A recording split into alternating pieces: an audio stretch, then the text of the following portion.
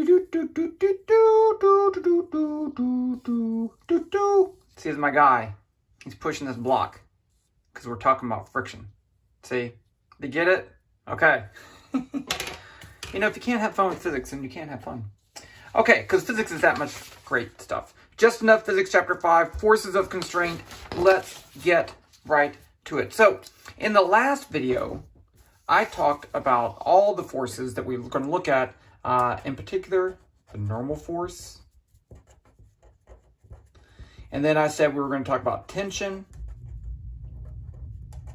and friction. We're going to use tension, but there's nothing to say, right? I mean, here's what you need to say. If I have a string pulling on a block, it exerts a force in the same direction as the string. That's it. Okay, that's all you know about the tension force. It's a force of constraint, meaning that it has to have a value to keep the length of this thing constant. That's it. Okay, friction's tough. I'll be honest with you. It's some tough stuff here. I mean, let's imagine the following case. So we're looking at this block from the top. But suppose I push on it with a force of, let's say it's 1 Newton, which it's not. Okay, 1 Newton, and it doesn't move. It doesn't move, then I know, remember this, I had this, F net equals delta P, delta T, ma. So if I know something about the acceleration, I know something about the net force. Or I could know something about the net force and then find the acceleration or the change momentum. So in this case, I know that it's staying at rest. So I know the net force has to be 0 because the acceleration is 0. Okay. So let's draw that block from the side. So I'm pushing with the force F equals 1 Newton x hat, just to be clear, pushing that way. I have the gravitational force mg. I have the normal force n. And so then I have to have a vector pushing back this direction, and it has to be 1 Newton, and that's the frictional force. Okay, great. Now what if I take my same block and I push with 2 Newtons? Well, let's draw that real quick. So now I have F equals 2 in x hat. It's bigger, and so gravity is the same. The normal force is the same. But now I have to have the friction force gets bigger. Now imagine what would happen if I pushed with 2 Newtons, but the friction force stayed at 1 Newton. Well, then the block would accelerate that way. That doesn't happen. Or even worse, what if I went back to 1 Newton, but the friction stayed at 2 Newtons? Then I would push this way, and the block would accelerate back that way. So that's weird. So this is a force of constraint. It does whatever it needs to do to keep the block moving until it can't. Okay, because eventually I am going to get the block to move.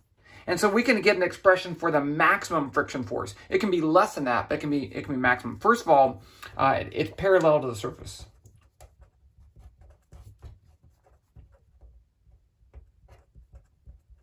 Second of all, it opposes motion.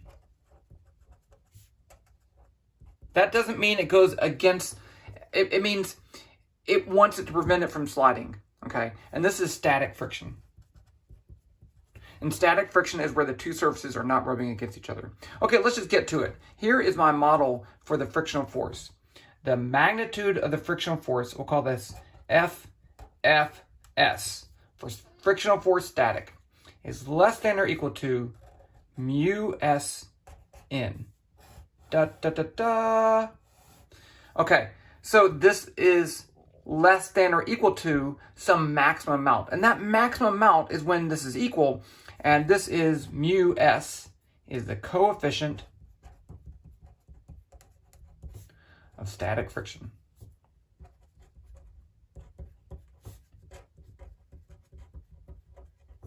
And it depends on the two surfaces. So if I have plastic and paper, I may have a certain coefficient of static friction. If I have steel and paper, I'd have a different coefficient of static friction. It depends on both of those materials, how they're interacting. So that's that coefficient of friction. It has no units, right? Because this has units of newtons and that has units of newtons. And then the normal force is how hard these two surfaces are pushed together. It's not the weight. Not the weight, not mg. Not. Don't do that. Okay. Sometimes it is, but it's not equal to that. Don't do that. Don't. Okay. So yeah, there you go. That's the maximum frictional force. I'll do a problem with that in just a second. Cool. So it's a force of constraint, and it's also a calculated force in a way. I mean, if you want to find the maximum force, it's calculated, except that it also depends on a force of constraint. So that's why I classify friction as a force of constraint. One more thing. Let's say I made a graph, and you should do this. Okay, because this would be fun. First of all, let's say I made a graph of the maximum static frictional force, the magnitude, versus the normal force. So I could do this by taking a block and either adding weights on top of it and pulling it until it moves. And then I could get the frictional force. The normal force would be equal. Yes, in this case, the normal force would be the weight. So I'd get some data points like this. Like that. And then the slope of this line would be the coefficient, because the frictional force, this is at the frictional force equal mu s n. So if I plot, with my red, so if I plot y x equals mx plus b, then that's your straight line and that's your slope. Okay. But if you keep adding and adding and adding, this starts to level off. And I think that's really cool. I mean, you got to add a lot. The friction force stops increasing. And the important thing that you see here is this is just a model. Not even always the best model.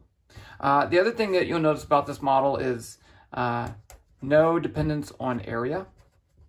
Do you see that? Area does not come in here, but you think, oh, bigger surfaces have a greater friction force. Well, not according to this model. And yeah, there are some cases where that breaks. Yeah, that's that. Okay, now let's look at kinetic friction. This one's a little bit easier because let's say I made a graph of the force needed to pull something as a function of time. And so I have a block here, and then I have this, and I pull it this way. And so at first it doesn't move, but the force is increasing. I keep increasing the force, and it still doesn't move. And then it does move. And it goes like this. So I get this kind of graph right here. So this is static, and this is kinetic. In kinetic friction, the two surfaces are sliding next to each other. Again, the force is parallel to the surface and wants to stop the thing from moving.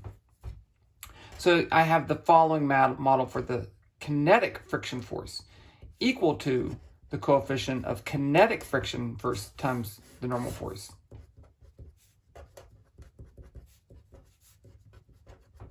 Again, just a model. But here you see that you get one constant value, which is kind of cool.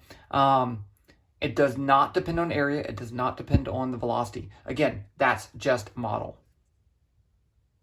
Okay. I think I'm going to stop here. Oh, yeah, so mu equals 0.1. That's slippery. Mu, and this could be static. Mu static equals 0.5. That's rough. Mu s equals 0.8. That's sticky. I guess maybe not sticky. Mu s greater than 1.0 doesn't really happen. You can, okay?